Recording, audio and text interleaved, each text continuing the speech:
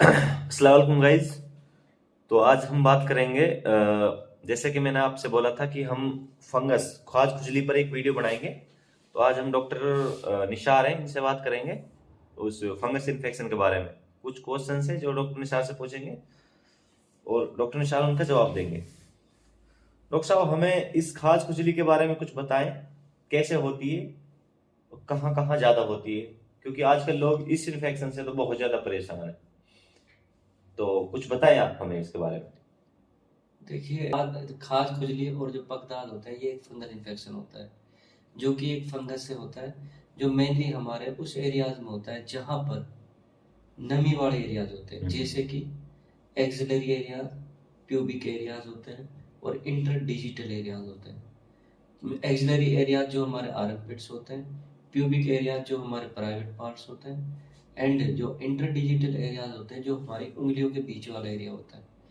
इसमें होने के 2 या 3 कारण है तो बहुत सारे, लेकिन 2-3 मेन कारण है। पहला ये है कि यहाँ पे साफ सफाई अच्छे से नहीं हो पाती। दूसरा ये यहाँ पे नमी हमेशा बनी रहती है। और तीसरा ये है कि यहाँ पे लोग आमतौर पर इनको सफाई करना भूल जाते हैं या मिस कर देते ठीक हैं। है। ये भी एक रीजन। ठीक है डॉक्टर साहब, थैंक यू।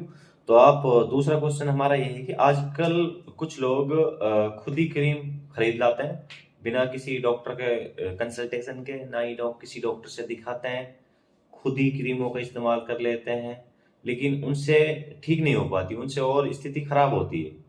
तो हमें इन चीजों का कारण बताएं क्यों होता है ऐसा।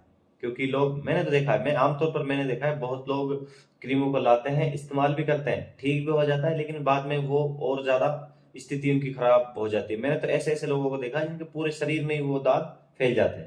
तो इसके बारे में आप हमें कुछ बताएं।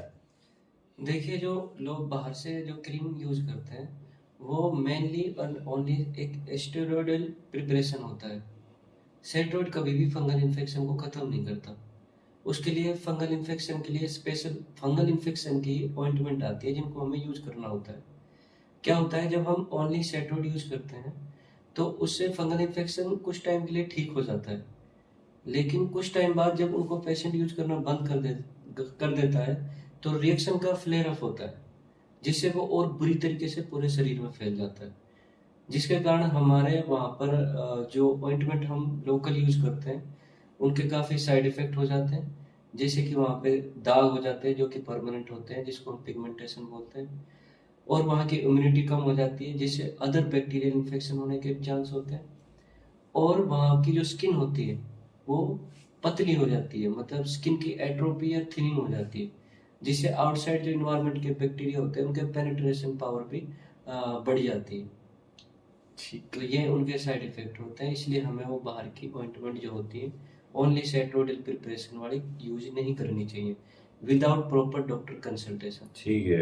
तो डॉक्टर साहब ये बताएं, हमें कौन सी क्रीम इस्तेमाल करनी चाहिए, कौन सी दवाई इस्तेमाल करनी चाहिए इसके फंगस इन्फेक्शन के लिए, जिससे ठीक हो जाए। एक्चुअली बहुत लोग हैं जो सालों से परेशान है, 6 महीने से परेशान है, लेकिन बार बार जाते हैं और क्रीमों को इस्तेमाल करते हैं, दवाइयाँ भी लेते हैं, ठीक नहीं हो पाती। तो हमें इसका कोई इलाज बताएं आप, किस तरह ठीक हो। देखो, फंगल इन्फेक्शन को ख़त्म करने के लिए, उसका प्रॉपर ट्रीटमेंट के लिए सबसे पहले तो हमको चाहिए कि वहाँ का उस एरिया का साफ सफाई रखा जाए। दूसरा, एक प्रॉपर डॉक्टर कंसल्टेशन से दवाई लेनी चाहिए, मेडिसिन लेना चाहिए। उसके लिए हमें प्रॉपर जो ऑइंटमेंट होती है जो फंगल इन्फेक्शन के लिए ही बनी होती है, जैसे कि इट्राकोनाजोल, फ्लूकोनाजोल और ल्यूलिकोनाजोल, ये ऑइंटमेंट होती हैं। और इनकी ही टैबलेट्स भी आती हैं जो कि वीकली हम पेशेंटों को देते हैं। तो हमें जो एंटी फंगल जो ऑइंटमेंट होती है, क्रीम्स होती है, उनको यूज करना चाहिए। ठीक है। और उसके साथ में कुछ बैक्टीरियल ऑइंटमेंट भी यूज करना चाहिए। ठीक है तो बता प्रिवेंशन ना, बहुत हद तक ही।